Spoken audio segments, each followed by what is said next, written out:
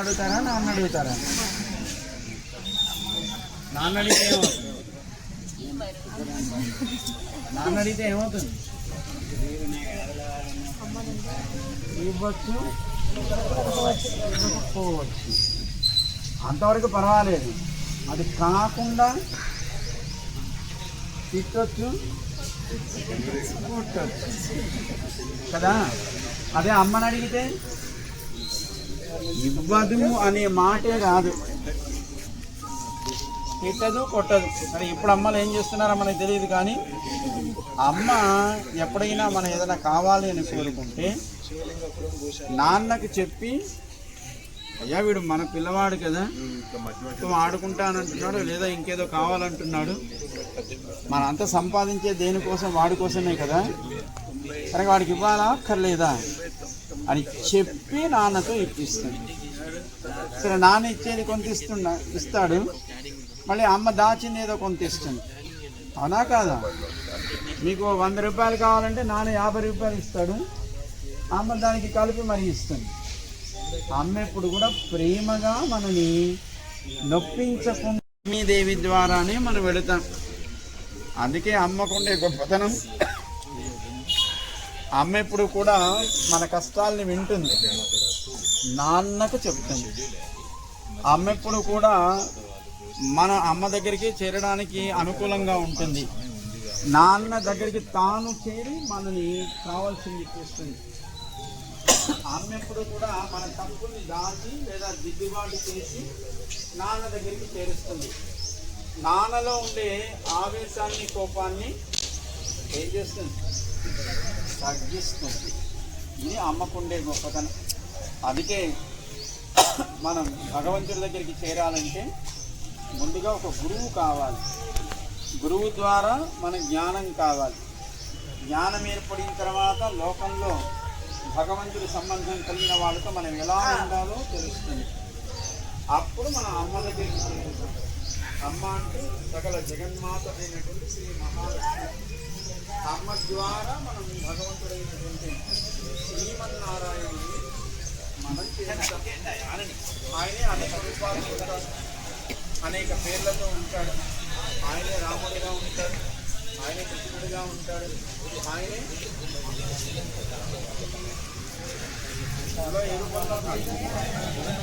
జగన్నాథుడిగా ఉంటాడు. జగత్తుకంతటికి కూడా ఆయన నాథుడు అంటే రక్షకుడు. ఎవరైనా ఏదో ఇస్తున్నాడు కదా, ఊళ్ళో ఉన్నాడు కదా, మనం పెడితే తింటున్నాడు కదా, మనమే కదా ఆయనకి అన్నీ తెలుస్తున్నాం, ఆయనకి ఏం చేతగా అనుకోకుండా లోకాలన్నింటినీ కూడా రక్షించేది ఆయనే. అందుకే ఆయనకి జగన్నాథుడు అని పేరు. లోకాలన్నీ ఆయనకి చెందినవి, లోకాలను రక్షించేది ఆయన. మళ్ళీ లోకాలను ప్రళయకాలంలో తన లోపలికి చేర్చుకొని మళ్ళీ బయటికి యథాతథంగా దాన్ని ఆవిష్కరిస్తాడు. మనం కూడా భోజనం చేసుకుంటామా లేదా? చేసే ముందు ఏమేమి ఉంటాయి? భోజనం చేయడానికి ముందు ఏమేమి ఉంటాయి? అన్నం ఉంటుంది, పప్పు ఉంటుంది, చారు ఉంటుంది, పచ్చడి ఉంటుంది. అన్నీ తిన్న తర్వాత మళ్ళీ బయటకు వచ్చింది అనుకోండి, ఏముంటుంది అక్కడ? ఏముంటుంది? అన్నీ కలిసిపోయి ఉంటాయి, ఏదేంటో తెలియకుండా ఉంటుంది. తినేటప్పుడు మంచి పరిమళాలు ఉంటాయి, మంచి రుచి ఉంటుంది. మరి బయటకు వచ్చిన తర్వాత మనమే వాసన చూడలేదు. కానీ భగవంతుడు ఎలా లోపలికి తీసుకుంటాడో అలాగే మళ్ళీ ఏది అది కలిసిపోకుండా యథాతథంగా మళ్ళీ బయటికి తీయగలిగేటువంటి శక్తి కలిగిన వాడు. ప్రళయకాలంలో ఈ ప్రపంచమంతా జలమయమైతే మొత్తం అంతా తుఫాను వస్తే ఊళ్ళు పొలాలన్నీ మునిగిపోతున్నాయా లేదా? అలా ఒకనాడు ప్రళయకాలంలో ఈ యుగానికి అంతంలో మొత్తం అంతా జలమయమై మొత్తం ప్రపంచమంతా మునిగిపోతుంది. అప్పుడు ఆయన దీంట్లో ఉండే సాధువులని, సజ్జనులని, గోవులు లాంటి వాటిని, వృక్షాలు లాంటి వాటిని ఆయన లోపలికి చేర్చుకుంటాడు. మళ్ళీ ఒక్కొక్క దాన్ని ఆధారం ఎక్కడిది? మన ఇల్లు కట్టుకోవడానికి ఇసుక తెచ్చుకున్నట్టుగా, ఇటుక తెచ్చుకున్నట్టుగా బయట నుంచి ఎక్కడికి తెస్తుందా? ఎక్కడిది? దాని నోట్లోంచే ఆ తీగలాగా సాగుతుంది. కడుతున్నప్పుడు గాలికి జారిపోయింది అనుకోండి కిందికి, మళ్ళీ పైకి ఎలా వస్తుంది? తీగను పట్టుకొని వస్తుందా? ఏం చేస్తుంది? నోట్లోంచి కదా వచ్చింది, మళ్ళీ పైకి రావాలంటే ఎలా రావాలి? మింగుతూ రావాలి. ఆ మింగడం వల్ల ఏమవుతుంది? ఆ దూరం తగ్గిపోతుందా లేదా? మళ్ళీ కావాలనుకున్నప్పుడు మళ్ళీ ఆ గూడు నిర్మాణానికి మళ్ళీ తన నోట్లోంచి దారం తీయగలుగుతుంది, మళ్ళీ దాన్ని మింగగలుగుతుంది. ఓ చిన్న సాలీడు 6 కాళ్ళు ఉన్నదే అంత చేయగలిగితే సహస్రాక్ష సహస్రపాత్ అని వేదం చెప్పింది. అనేక శిరస్సులు కలిగిన వాడు, అనేక బాహువులు కలిగిన వాడు, అనేక పాదములు కలిగిన వాడు, అన్నీ తానైన వాడు తాను లోపలికి తీసుకొని మళ్ళీ దాన్ని బయటికి తీయలేడా? ఆయన సృష్టిలో సాలీడ్ ఎంత? చాలా చిన్నదా కాదా? మరి అదే అంత పని చేస్తే మరి ఆయన ఎన్ని పనులు చేయగలడు? చూడండి, చిన్న చిన్న చెట్లు ఉంటాయి. ఒక చిన్న పువ్వుకు 100 పూలు ఉంటాయి, చిన్నవి. అవి ఎవరు చేశారు? మనమేమన్నా చేసామా? భగవంతుడైనా కాదా? ఒక గులాబీ అన్ని రేకులు సమానంగా ఉంటాయి. ఎక్కడక్కడ ఒకదానికి ఎక్కువ రంగు, ఒకదానికి తక్కువ రంగు ఉంటుందా? అన్ని సమానంగా ఉంటాయా లేదా? ఎవరు చేశారు? అదే మనమే బొమ్మ వేయాలనుకుంటే ఒకటి ఇంత పొడుగు ఉంటుంది, ఒకటి ఇంత పొట్టిగా ఉంటుంది, ఒకదానికి రంగు ఎక్కువ, ఒకదానికి రంగు తక్కువ. కానీ భగవంతుడు ఒక గొప్ప పెయింటర్, చిత్రకారుడు అని అంటారు మనకి. ఆయన చేసే సృష్టిలో అన్ని విచిత్రాలే. ఒక గులాబీ పూల అన్ని రేకులు సమానంగా ఉంటాయి, అన్నీ ఒకే రంగులో ఉంటాయి. ఒక కలవ పువ్వులో అన్ని రేకులు సమానంగా ఉంటాయి, అన్నీ ఎక్కడ తెలుపు ఉండాలి, ఎక్కడ ఎరుపు ఉండాలి, ఎక్కడ నలుపు ఉండాలి, మనమేం చేయట్లేదు, అన్నీ ఆయన చేస్తున్నాడు. అంత గొప్పవాడు కనుక ఇంత రూపంలో ఉన్నా, ఇంత రూపంలో ఉన్నా, అంత రూపంలో ఉన్నా ఈ లోకాలన్నీ కాపాడేవాడు ఆయనే అని మనకి శాస్త్రాలు చెప్తున్నాయి. కనుక మన ప్రయత్నం ఏం లేదు, రావడానికి మనం కోరుకొని రాలేదు, పోవడానికి మనం ఈ సమయంలో పోవాలి అని అనుకుంటే ఆ సమయంలోనే పోతున్నామా? చూడండి, సిజేరియన్ చేస్తూ ఉంటారు. ఇంతకుముందు అయితే నార్మల్ డెలివరీ అయ్యేది, ఎప్పుడు పుడతామో తెలియదు. ఇప్పుడు కాకపోతే మీ నక్షత్రం చూసుకోండి, టైం చూసుకోండి, ముహూర్తం చూసుకోండి అని డబ్బుల కోసం మాత్రం వాళ్ళు సిజేరియన్ చేస్తున్నారు. నార్మల్ డెలివరీ అయ్యే వాళ్ళకి కూడా సిజేరియన్ చేస్తారు. సో ఎప్పుడు పుట్టాలని మనం నిర్ణయించుకోవటం లేదు, ఎలా పుట్టాలి అని మనం నిర్ణయించుకోవటం లేదు, ఎక్కడ పుట్టాలి అని మనం నిర్ణయించుకోవటం లేదు. ఎప్పుడు పుట్టాలో, ఎలా పుట్టాలో, ఎక్కడ పుట్టాలో, ఎలా పెరగాలో, ఎప్పుడు మళ్ళీ శరీరాన్ని వదలాలో అవన్నీ నియమించేవాడు ఆయన.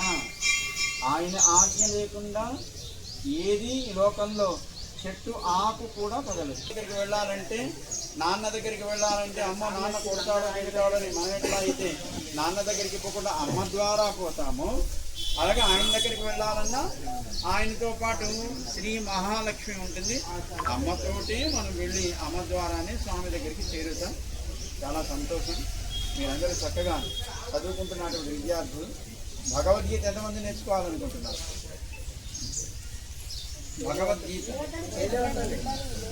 మనకి తెలియాలా అక్కర్లేదా? భగవద్గీత కృష్ణుడు అర్జునుడికి ఉపదేశం చేసింది.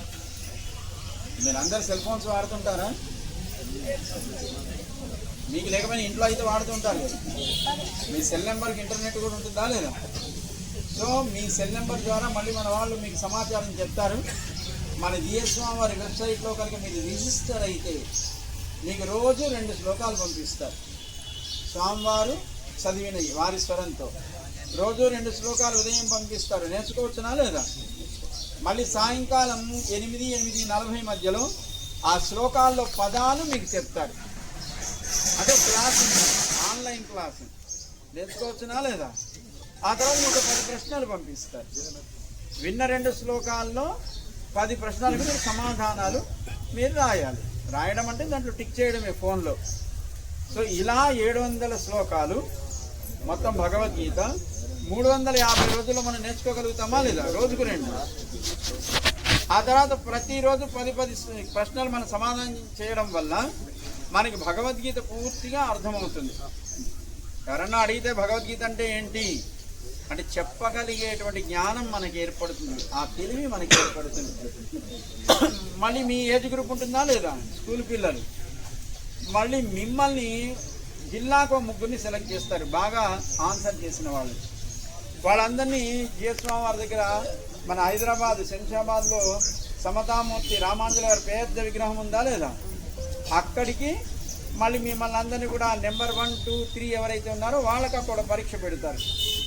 దాంట్లో మళ్ళీ మొత్తం రాష్ట్ర స్థాయిలో తెలంగాణ అంతటికి కలిపి మళ్ళీ నెంబర్ 1, 2, 3ని మళ్ళీ సెలెక్ట్ చేస్తారు. వాళ్ళకి చేస్తున్నారు అక్కడ మన సమతామూర్తి అక్కడ కేంద్రంలో వాళ్ళకి సన్మానం చేస్తారు.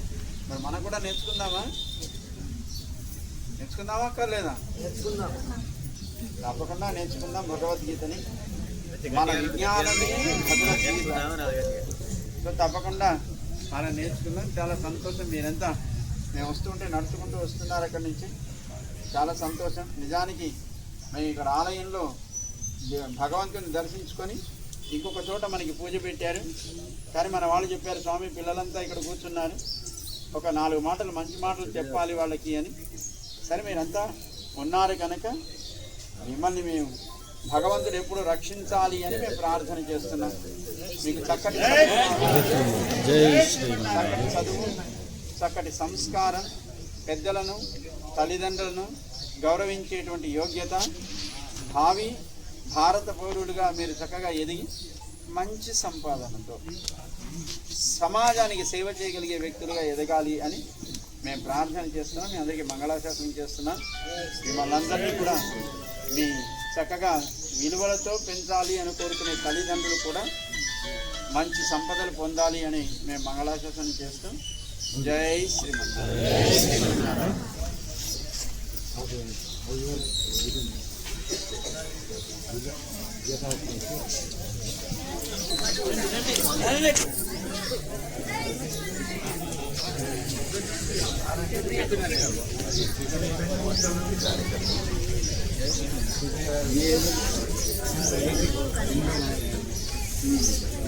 ఏళ్ళ నుంచి కార్యకర్తను మీ పోటీని నా వయసు ఆచార్య గారి సమయంలో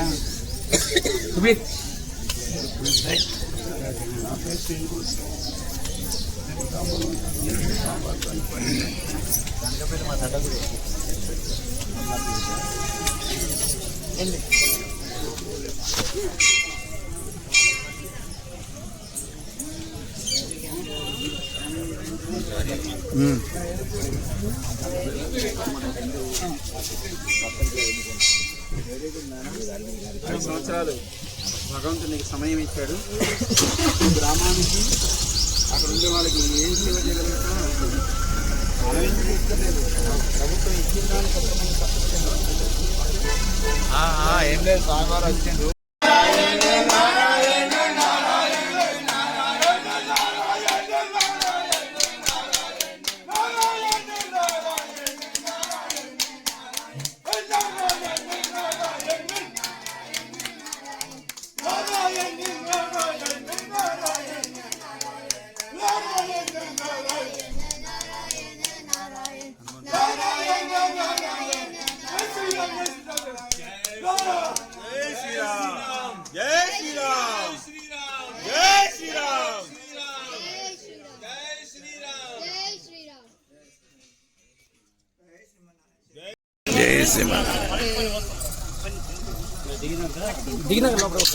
జై శ్రీమన్నారాయణ. జై శ్రీమన్నారాయణ. జై శ్రీమన్నారాయణ. జల్కుడు జై పూలు జల్లడు ముందు. జై శ్రీమన్నారాయణ. జై శ్రీమన్నారాయణ. రండి నడవండి.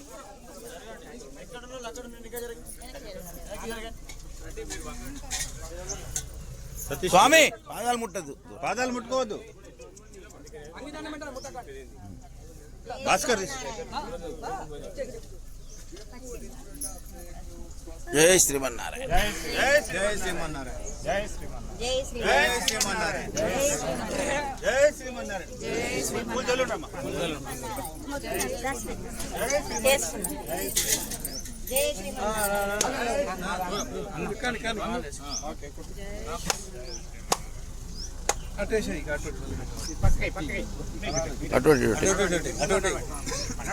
స్వామి ముట్టదు తగలదు ఎవరు కూడా.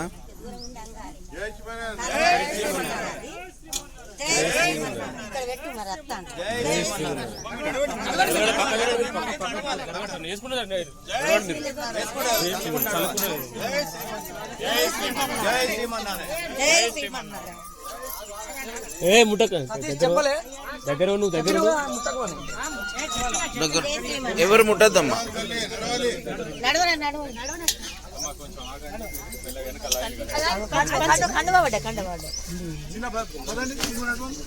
జై శ్రీమన్నారాయణ. జై శ్రీమన్నారాయణ. జై శ్రీమన్నారాయణ. జై శ్రీమన్నారాయణ. జై జై శ్రీమన్నారాయణ. జై శ్రీమన్నారాయణ.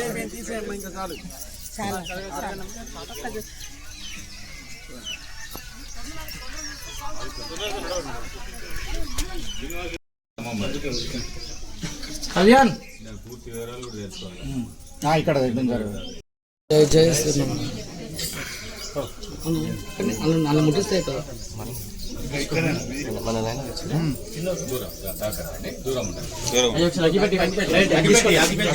అయ్యా దూరంగా ఉండండి.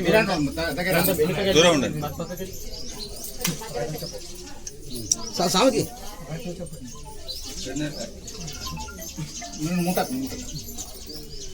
గోవిందా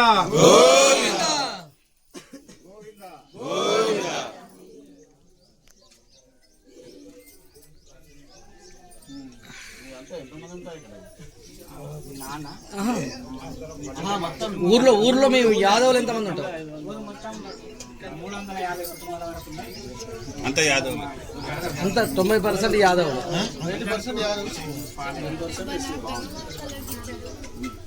ఆడవాళ్ళు ఎంతమంది ఉంటారు? మన వాళ్ళు మంచిర్యాల వాళ్ళు ఒకటి మహిళా ఆరోగ్య వికాస కార్యక్రమం పెడతారు ఇక్కడ. వాళ్ళకి ఆరోగ్యం వినండి సాగు చెప్పింది. మహిళా ఆరోగ్య వికాసం చేసిన వాళ్ళు వాళ్ళకి ఉండే ప్రమాదాలు క్యాన్సర్ లాంటివి రాకుండా ముందు టెస్ట్ చేస్తారు.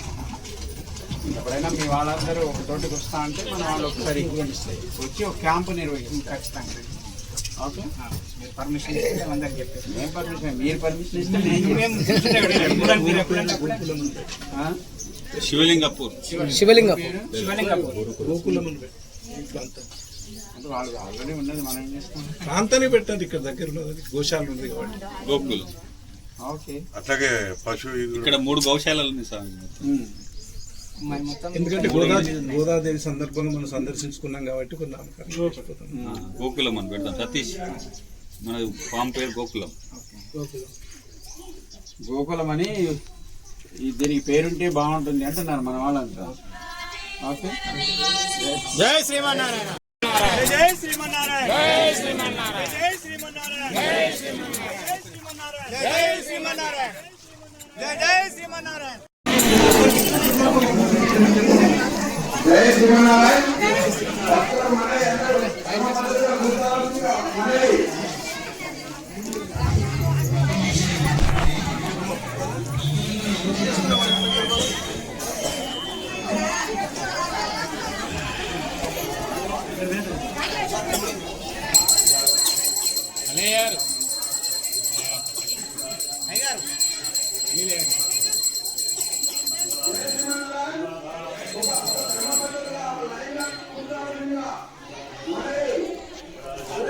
ఇప్పుడు మేము వస్తే మా ఆయన అందరూ కొంతమంది వచ్చారా లేదా? మీరు ఎప్పుడైనా ఏదైనా పెళ్లికి వెళ్ళాలంటే మీ ఆయన ఒక్కడే వెళ్తారా, కుటుంబం అంతా వెళుతుందా? మరి అలాగే భగవంతుడు రావాలంటే భగవంతుడితో పాటు అమ్మ మరి ఆ లోకంలో ఉండే వాళ్ళంతా వస్తారా లేదా? వాళ్ళందరూ కూడా వచ్చారు అని మనసులో భావిస్తున్నారు. అందరికీ వాళ్ళకి తగినట్టుగా రత్న సింహాసనాలు, బంగారు సింహాసనాలు మనస్సులో మనం వాళ్ళందరికీ ఏర్పాటు చేశాం. ఎదురుగా ఒక పుష్పపు రేకును అమ్మకి స్వామికి మనం సమర్పణ చేస్తాం. రత్నసింహాసనం సమర్పయామి. రాముడు అడవికి వెళ్ళినప్పుడు సీతమ్మ కూడా వెళ్ళింది అడవికి. ఇంకెవరు వెళ్ళారు రాముడు సీతమ్మతో? లక్ష్మణుడు కూడా వెళ్ళాడు. అడిగాడు రాముడు, ఎందుకు ఇయ్యా నువ్వు వస్తున్నావు? రామాను అడవిలో ఉన్నప్పుడు నీకు చేయాల్సిన సేవలు చెయ్యడం కోసం నేను అడవికి వస్తాను. సరే రాముడు రమ్మన్నాడు. లక్ష్మణుడు వెళ్ళిన తర్వాత రాత్రి రాముడు పడుకోవాలంటే అడవి కదా, ఎక్కడ పడుకోవాలి? వెంటనే లక్ష్మణుడు పచ్చి ఆకులు ఆలములు అన్నీ తీసి చక్కగా ఒక పడక ఏర్పాటు చేశాడు. సీతమ్మకి రాముడికి చక్కగా వాడు నిద్రించడానికి సుఖంగా ఉండడానికి.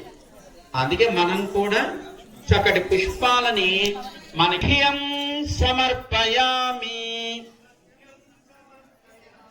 మనం ఏం చెప్పాం? మనసులో భావన చెప్పడం చెప్తాం. సమర్పయామి. ఒక పుష్పంతో నీళ్ళని చక్కగా ఆ ప్రతిమ మీద ప్రోక్షణ చెయ్యండి. మరి స్నానం చేసిన తర్వాత తుడుచుకోవాలా లేదా? ఆ తుడుచుకునే వస్త్రానికి పులోత వస్త్రము అని పేరు.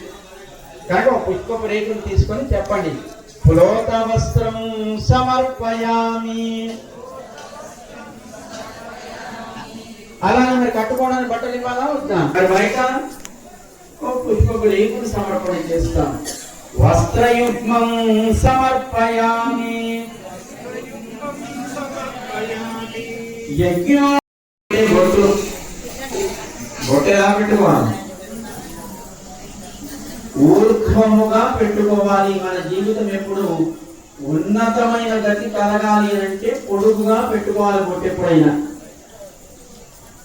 చాలా మంది స్టిక్కర్లు పెట్టుకుంటూ ఉంటారు. స్టిక్కర్ అంటే కుంకుమ, రంగుల అట్ట ముక్క. పెట్టుకునే బొట్టు రంగు అట్ట ముక్కనేనా కాదా? దాని వెనకాతల గమ్ముంటుంది, అది ఇక్కడ అతికించుకుంటారు. భారతీయ స్త్రీ ఎప్పుడు కూడా బొట్టు లేకుండా ఉండకూడదు అని మనకి మన పెద్దలు ఎప్పుడు చెప్తూ ఉంటారు. బొట్టు లేకుండా ఉండడం ఎప్పుడు ఉంటారు? ఎప్పుడు కదా. కనుక మనము స్టిక్కర్ పెట్టుకున్నామంటే అర్థం ఏంటి? బొట్టు ఉన్నట్ట లేనట్ట? లేనట్టేనా? మరి దాని అర్థం ఏంటి? మనస్సులో ఊహించడానికి కూడా కష్టంగా ఉంటుంది. అందుకోసమే మరి ఏం చేస్తామండి, కట్టుకున్న వస్త్రానికి మ్యాచింగ్ ఉండాలా వద్దా? అంటే మీ తిలకాల్లో కూడా రంగులు దొరుకుతాయి, కానీ మనకి ఈజీగా ఆ పక్క నుంచి తీసేయడం, ఏదో అతికించినట్టుగా అతికించుకోవడం. అయినా కొంచెం కింద కొంచెం కుంకుమ పెట్టుకునే ప్రయత్నం చేయండి. అలాగే అమ్మకి స్వామికి చక్కగా ఆ కుంకుమ మీ దగ్గర ఉన్న కుంకుమను కలిపి, మీ దగ్గర అగరబత్తి ఉందా లేదా, దాంతో చక్కగా పొడుగ్గా బొట్టు పెట్టండి. ఊర్ధ్వపుండ్రాన్ సమర్పయామి. చెప్పాలా లేదా? మరి చెప్పండి పైకి. ఊర్ధ్వపుండ్రాన్ సమర్పయామి. పెట్టారా? పక్కన వాళ్ళ కుంకుమ లేకపోతే కనీసం పక్కన వాళ్ళకు కూడా పెట్టండి. నమః. ఓం మాధవాయ నమః. ఓం గోవిందాయ నమః. సింహాయ నమః. ఓం అచ్యుతాయ నమః. మైక్ లో ఎవరైతే బాధ అక్కపల్లిలోకి తీసుకుని డాలర్స్ కావాలంటే వెనకకు రమ్మని చెప్పు, అక్కడ మేము ఫుల్ ఇచ్చి సర్వాద.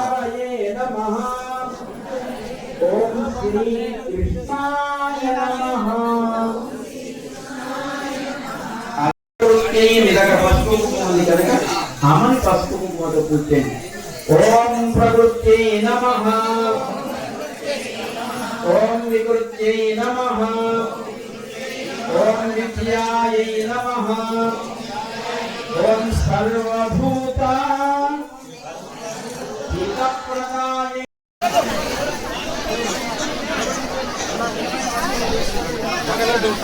చూడండి చూడండి అంతే ఉరకాలి దండం పెట్టుకోనమ్మా, దూరం పెట్టుకోండి. తలగదమ్మా ఎవరు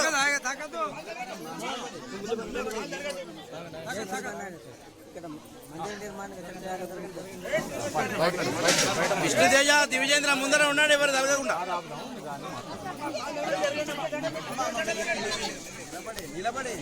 అమ్మా దూరం ఎవరు తలమ్మా, దూరం దండం పెట్టాలమ్మా.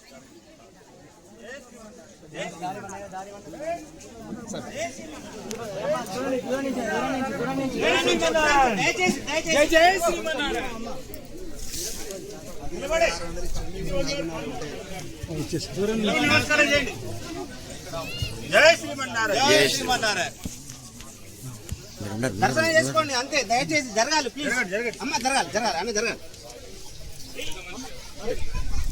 అమ్మ దయచేసి దయచేసి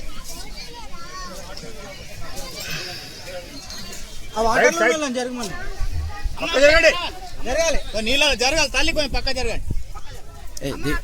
ముందర దగ్గర మీరు దగ్గర ఉండండి, ఆయన దగ్గర ఉండండి మీరు.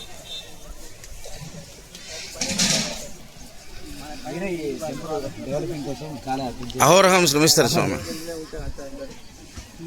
ఫస్ట్ ఏం లేకుండా స్వయంభూగా వెలిసిన వీరి ఆధ్వర్యంలో మొత్తం దీన్ని చక్కగా తీసుకొచ్చింది.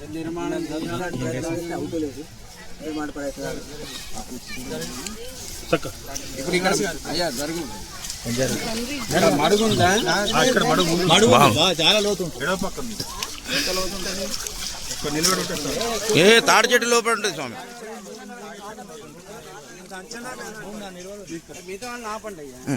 మీరు ఎంత ఆగండి స్వామి, అంటే జరగండి జరగండి.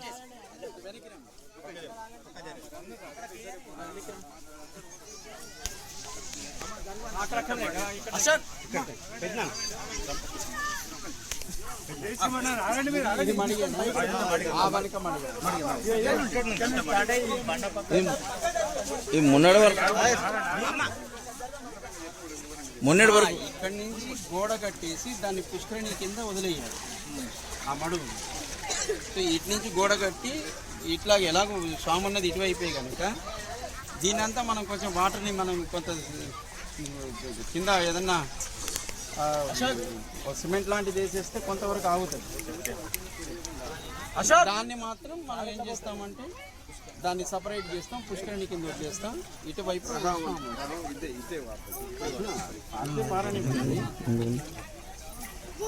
కానీ మీకు కట్టాలంటే మరి బాగా వచ్చినప్పుడు ఏమవుతుంది,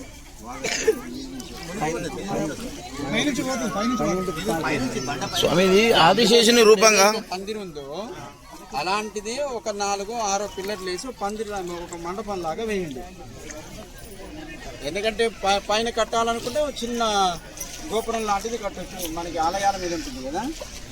సో అలా వేసి మండపం లాగా వేసి లేదు ఓపెన్గానే ఉంటుంది. ఎందుకంటే మళ్ళీ ఎప్పుడు ఏదైనా వచ్చినా కూడా బాగా మళ్ళీ మునగాల్సిందే కదా. కనుక దాన్ని మనం ఎక్కువ ఖర్చు పెట్టినా ప్రయోజనం లేదు. అలాని కనీసం ఒక రూపమన్నా ఉండాలి కనుక ముందుకు ఒక 6-8 పిల్లర్ల చోట మండపం వేసేసి పైన దాని మీద ఒక చిన్న గోపురం కడితే సరిపోతుంది. ధ్వజస్తంభాలు ఇవే ఉండవు ఇక్కడ. ధ్వజస్తంభం ఎక్కడ పెట్టినా మళ్ళీ నీళ్ళలోనే పెట్టాలి ఇక్కడ. మరి ఇంకా ధ్వజస్తంభం గురించి